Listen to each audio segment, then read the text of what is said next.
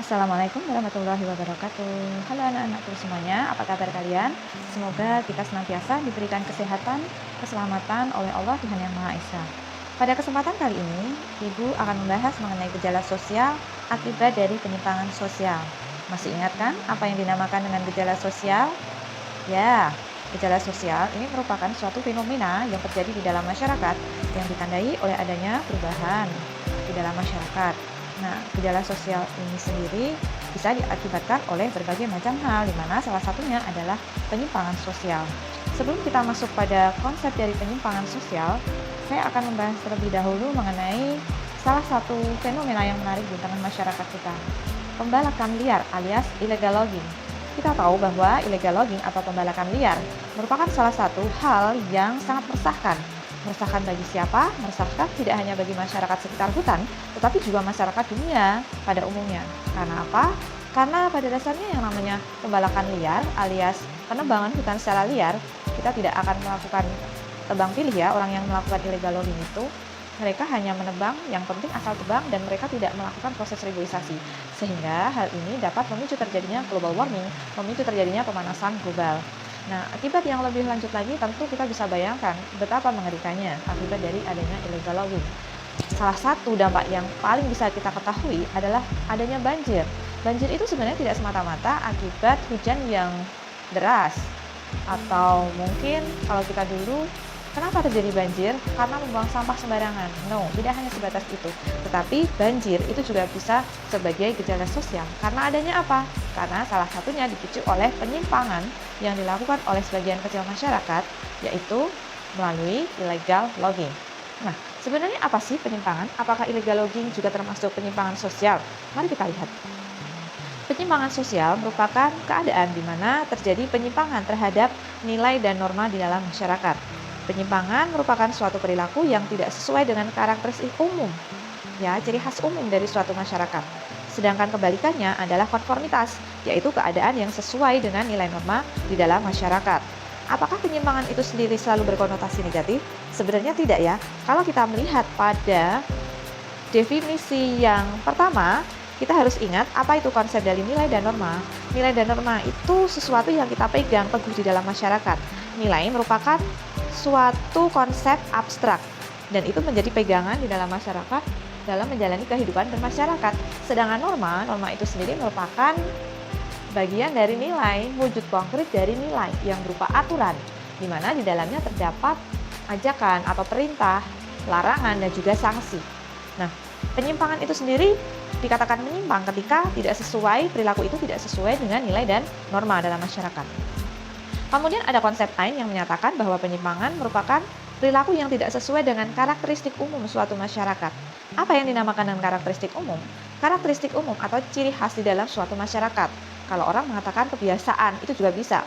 Jadi, apa yang menjadi kebiasaan atau habitus di dalam masyarakat yang pada dasarnya nanti bisa menjadi suatu nilai dan norma ya. Nah, habitus atau kebiasaan ataupun karakteristik dari masyarakat itu kan sebenarnya tidak selalu berkonotasi positif ataupun negatif. Kita juga perlu kembali konsep bahwa nilai dan norma itu tidak mempunyai sifat yang general. Artinya nilai di dalam satu masyarakat bisa berbeda dengan nilai yang ada di masyarakat lain. Sehingga penyimpangan itu sebenarnya tidak bisa kita generalkan sebagai sesuatu hal yang selalu negatif. Termasuk juga ini konsep yang kedua tentang karakteristik umum, sama sebenarnya. Umumnya masyarakat melakukan apa suatu tindakan. Nah, ternyata seseorang itu melakukan tindakan yang berbeda dari masyarakat tersebut, maka dia sudah dikatakan sebagai penyimpangan. Seperti itu. Jadi dia melanggar konformitas yang ada di dalam masyarakat. Konformitas ini keadaan yang sesuai dengan nilai norma. Kita ambil contoh apa ya? Kita ambil contoh kenduri dalam masyarakat Jawa. Karakteristik umum dari suatu masyarakat. Masyarakat Jawa pada umumnya melakukan kenduri untuk memperingati hal-hal tertentu. Misalnya, saat akan dilaksanakannya pernikahan, itu juga diadakan kenduri, selamatan gitu ya. Kemudian memperingati hari lahir atau dalam selamatan selapanan atau 35 hari ya. Kemudian kalau orang meninggal juga demikian, ada kendurinya. Atau mungkin untuk apa ya? Kirim doa kepada leluhur juga melakukan kenduri. Jadi pada dasarnya konsep kenduri itu sendiri merupakan suatu bentuk bentuk rasa syukur kita terhadap Tuhan, dan di mana rasa syukur itu diwujudkan dalam memberikan sedekah kepada orang yang ada di sekitar kita. Nah, itu konsep kenduri itu sebenarnya semacam itu. Kemudian penyimpangan itu kan ketika ada seseorang di dalam masyarakat tersebut tidak melaksanakan kenduri atau tidak sesuai dengan kesepakatan di dalam masyarakat pada waktu tertentu, tidak yang seharusnya kenduri, dia tidak melaksanakan kenduri, ataupun contoh yang lain, ya, bisa jadi seperti itu.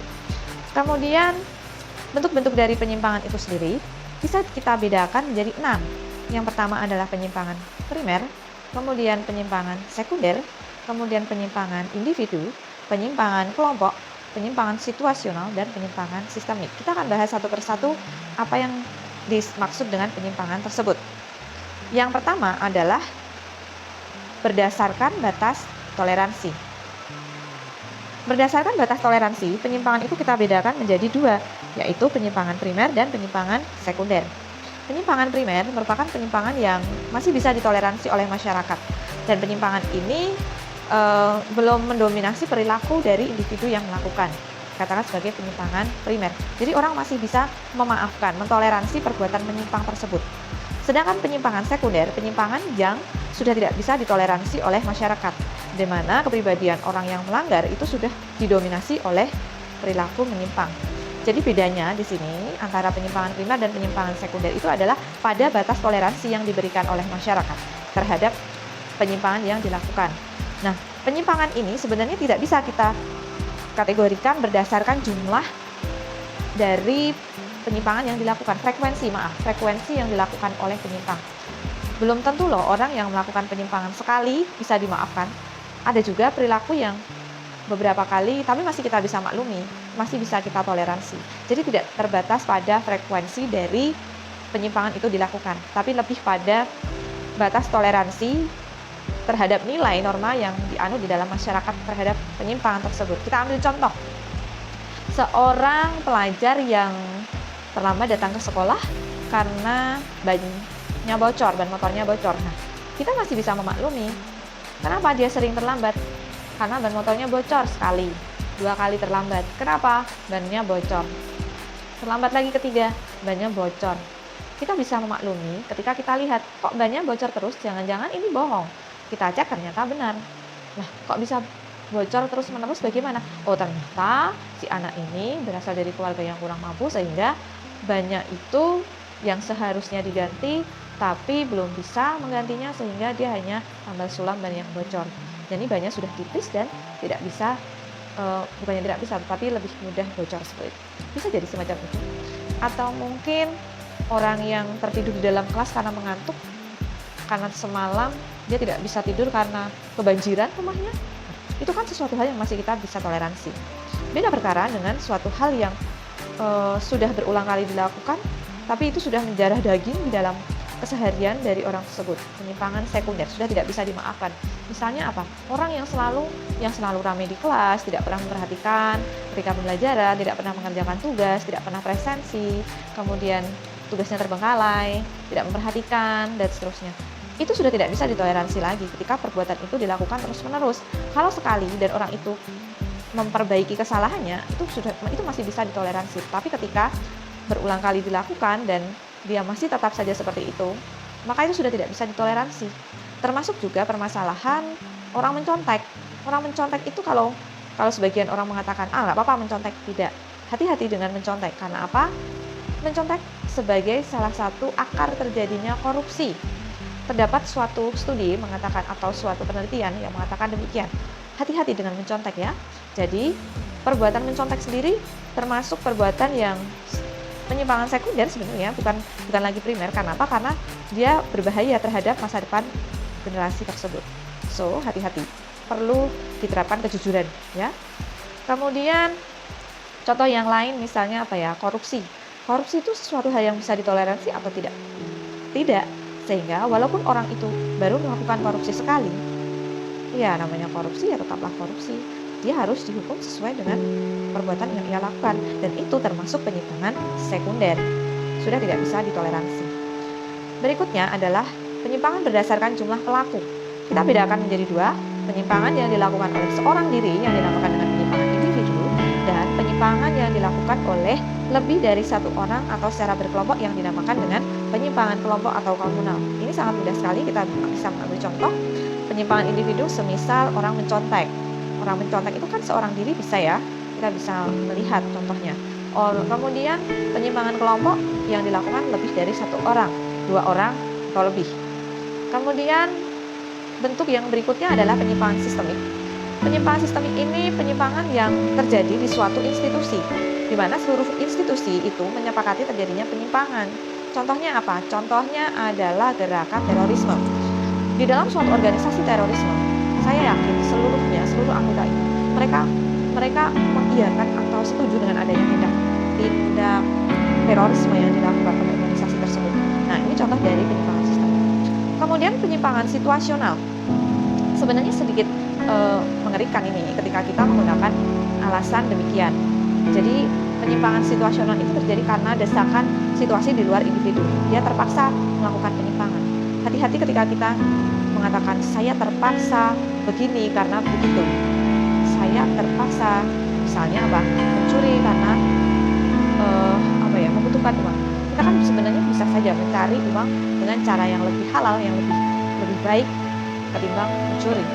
Mencuri tetaplah suatu perbuatan yang tidak baik. Mungkin kita hanya mengelus dada saja, hanya kasihan melihat kondisi semacam itu. Tapi bagaimanapun juga yang namanya mencuri tetaplah suatu perbuatan yang menyimpang. Kemudian sifat dari penyimpangan ada 2. Yang pertama adalah penyimpangan negatif dan penyimpangan positif. Nah, kalau penyimpangan negatif itu sendiri mudah kita mencari contohnya, yaitu ketika penyimpangan yang dilakukan membawa dampak yang merugikan bagi diri sendiri, orang lain maupun masyarakat pada umumnya. Banyak contohnya: kejahatan, illegal logging, illegal fishing, kemudian human trafficking, kejahatan atau kriminalitas lainnya, kenakalan remaja, tawuran, itu sesuatu hal yang negatif. Sedangkan penyimpangan positif merupakan penyimpangan yang tidak membawa dampak yang merugikan dalam masyarakat, namun penyimpangan ini justru lebih membawa sifat kreatif dan inovatif. Contohnya apa? Pembaruan sesuatu yang di luar dari kebiasaan. Kalau zaman dulu yang namanya undangan itu masih berupa lembaran kertas, kemudian kita tinggal kasih ke orangnya, datang ke rumahnya, silahkan datang ke pertemuan ini undangannya. Kalau sekarang kita bahkan tidak perlu undangan fisik lagi, kita perlu undangan elektronik. Kita buat file berupa PDF, kita share, itu sudah merupakan suatu undangan resmi. Seperti itu. Atau mungkin kalian pernah tidak mendapat atau melihat contoh undangan berupa video pernikahan misalnya, itu juga ada yang semacam itu. Atau contoh yang lain, di Jepang itu sudah ada ya suatu restoran di mana pramusajinya itu adalah robot. Kalau kita melihat pertama kali sekilas gitu ya, penggunaan robot di suatu warung makan, suatu restoran, berarti apa? Pengurangan pekerja manusia. Tapi di sisi lain itu merupakan suatu bentuk inovatif. Nah, seperti itu. Nah, ini contohnya, beberapa contoh dari penyimpangan sosial. Ada kenakalan remaja, tawuran pelajar, kemudian penyimpangan seksual, free sex, dan sebagainya. Narkoba, alkoholisme, kriminalitas yang terdiri dari blue collar crime atau kriminalitas yang dilakukan oleh rakyat biasa, atau blue collar crime itu kriminalitas kerah biru, kejahatan kerah biru, dan juga white collar crime atau kejahatan kerah putih, kejahatan atau kriminalitas yang dilakukan oleh elit. Contohnya apa? Korupsi. Kemudian cybercrime, sekarang banyak sekali cybercrime, pencurian data kita dicuri kemudian dijual kepada pihak ketiga, asuransi atau mungkin yang lainnya, atau mungkin pencurian rekening di bank, itu juga termasuk cybercrime. Kemudian contoh yang lain, korupsi, nepotisme, human trafficking atau penjualan manusia, illegal logging, illegal fishing, kemudian persekusi atau perundungan alias Nah itu, jadi banyak sekali contoh penyimpangan sosial itu ya. Oke, demikian penjelasan dari saya tentang penyimpangan sosial. Semoga bermanfaat. Akhirul kalam, wassalamualaikum warahmatullahi wabarakatuh. Dan terima kasih.